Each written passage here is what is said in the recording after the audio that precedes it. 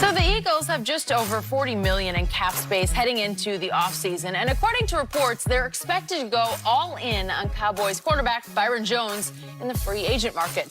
Philly's corners struggled in pass coverage last season. And according to Pro Football Focus, Jones' defensive rating landed him in the top 20 for the position. So, Shannon, how big of a loss would this be for the Cowboys? If they do realize, like, top 20 in that position is not good. You say top 10, okay. Oh, you don't like top 20. But anyway, Skip, look, it'll be a blow because I think he's one of their better defenders. But the Cowboys factor this in. You understand that when you draft players, it becomes cost prohibitive that you can keep everybody. You still got Dak and you got Amari on the offensive side that you need to take care of. They're the priorities. And then you've given DeMarcus Lawrence, you've given Jalen Smith. Skip, so there's only so much money to go around. As you mentioned, there's something called a cap. Now, I know Skip Bayless going to be talking about, Dak. If Dak will forego, we might be able to do something. No. He hasn't spoken yet. No. Go to D-Law. Say, DeMarcus, can you give up about $3-4 million? Hey, Jalen, can you give up 3 or 4 offensive linemen? I need all y'all to give up $1 million or $2 million so we can keep him. Or, by the way, if I'm Dak, I'm going to say, hey, guys, owners, you think y'all can, instead of giving us 48%, make it 50-50? And then I think about it, because y'all don't want to give up no money. Y'all want me to get some money back. Back to Byron Jones. Yeah. Byron Jones, Skip, he would help because automatically he's better than anything they got in the secondary for the Eagles. Obviously that. Yep. But it's not a death blow. Now, if they got Amari Cooper, that would be a crippling blow to the Cowboys. But, Skip, yeah, obviously anytime you can take something away and then you can add it to the rival can add it, obviously it hurts. But that ain't Stephon Gilmore now. If you tell me he was Stephon Gilmore, I say, ooh, Skip, y'all in trouble. But he ain't that. Okay, my turn, and I got a whole lot to say about this one. The Eagles can have Byron Jones. You can pay him $17 million and God bless, because he will do nothing but continue to frustrate you. And I'm so happy we're doing this topic today on the heels of the Combine when we all watch the Olympics that is the weekend at the NFL Combine. This man, Byron Jones, was the all-time workout warrior at the Combine. He's phenomenal. Never been anything quite like him except maybe Mike Mamula, but I think this kid was even beyond Mike Mamula. I agree. Byron Jones, who measured 6'1", 199 pounds, so a pretty big corner. That's a big corner. Big corner. He ran 4.43, which is pretty great, Yes. But more important,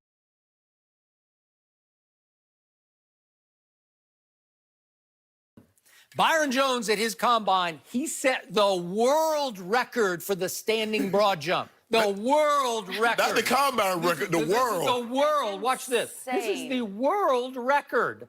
It's 147 inches. I don't know what that means, but that just looks far. 12 foot 3 inches. Look at how easy he does that. Oh. That's 12 foot 3 because there's 12 inches. Yeah. He's flying right now. And then he goes vertical, and it was the third highest vertical among all players over the last 15 combines. Okay, think about that. So he comes into the Combine ranked the 25th best cornerback. Think about this. You're ranked 25th on the cornerback list, and you leave the Combine as a first-round pick. Yes. And my Dallas Cowboys said, we got to have that. Yep. So they're picking 27th overall, and they take him at the bottom of the first round. And I'm like, okay. I knew a little about him because at that point I was in Bristol, Connecticut, and he went to what's called St. Paul's Catholic in Bristol, and then went to UConn. So I got all the athletic. He's off the charts athletically. Right. And then it started. And I started to watch him, and he can really cover. He can really get up into you. He can press you. He can do just about anything athletically you want a corner to do. I know what this goes back to, Skip. Okay. You get into that. Okay, I'm getting back to this. He has no instinct or hands for catching the football. He doesn't. He gets no hands on no footballs. He caught, intercepted one pass in 2016 and one in 2017. Period, end of story. None in 2018, none in 2019.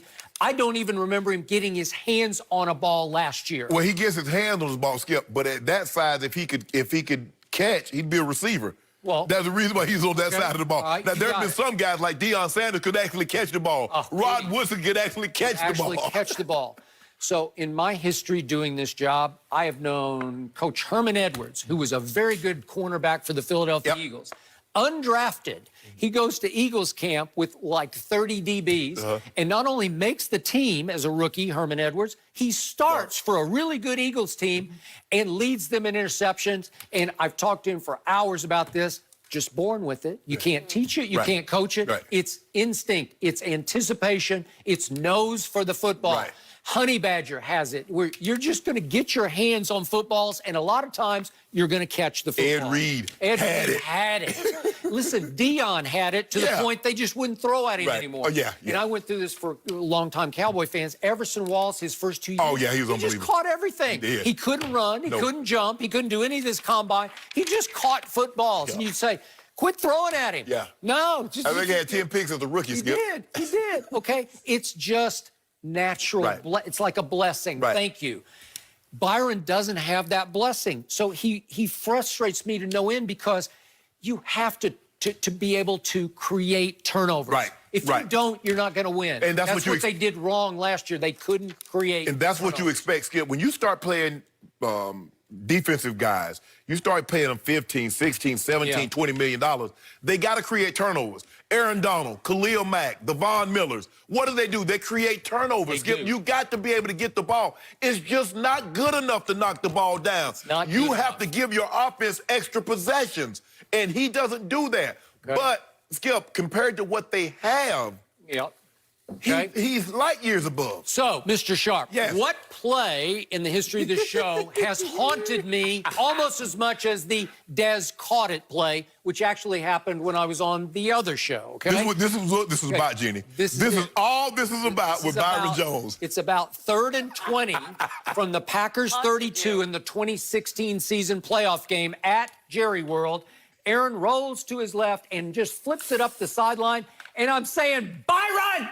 Where are you? Too late. Byron! He came. Jared Cook goes all the way across the field and runs right across his face. Just go cover him. Where are you? It's 3rd and 20. 20. You can't do that to me. He didn't believe that Aaron Rodgers can make that throw. There's only 2 guys that can make that throw.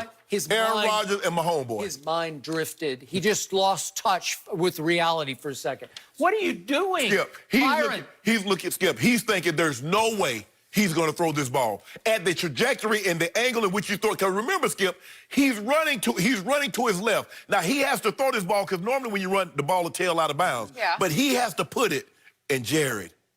He went to Jared. It was an easy pitch and catch. Yes, it was. He flipped it up the sideline. Bayless, I could have caught that.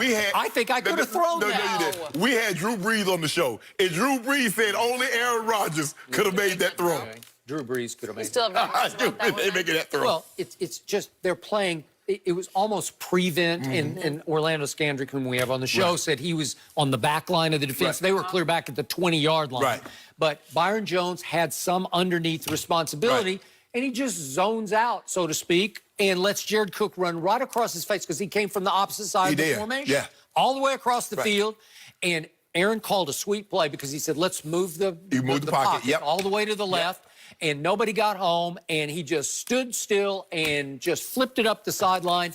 And I'm saying, Byron Jones, where are you? Where is your brain? Give Aaron Rodgers a heads up, Skip, because he must have knew pressure was coming because in the process of dashing, he runs away from the blitz. They seal the inside, which allowed him to get outside. Skip, there's not, like I said, I believe there's 2 guys currently playing that can make that throw. So one's in Kansas City and the other's in Green Bay. It was 35 yards. Dak Prescott can make that. No, stop! Yes, he could. He could make that throw. 35 yards, first down, and all of a sudden, you have one last gasp, 56-yard field goal, which hooks to the left and then back to the right. I don't know how. I've never seen a ball do that before. It hooked left, and then it suddenly faded right for no apparent reason, hand of God. And by the hand of God, they stole this playoff game, 34-34. I told you it was going to happen. And it was all because of Byron Jones. Empty calories. Way to go. So, look at your Philly, guy. Enjoy. You're okay with it. Watch you come back with that 6 picks next year. You're going to be sick. Well, if he does, then I say God bless him. I think he might get 2 on Dak. Really? He might get 2 on Dak. I think we might get him twice deep. No. Yeah, we'll get him to bite up underneath. Oh, he trying too hard. Oh, he know all He'll jump that route on Amari, and all of a sudden, whoosh, gone. He know Amari been going against him one-on-one in practice, know all the little subtleties. Little things. Put hands on him. You know what Gilmore, bumping run Gilmore did to him. Well, he made him quit. The old bump and run. Made him go cry on the sideline. I don't want that. Okay, leave the Cowboys for now. Back to the NBA. Is Brett Brown crazy to think that Joel Embiid and Ben Simmons will win a title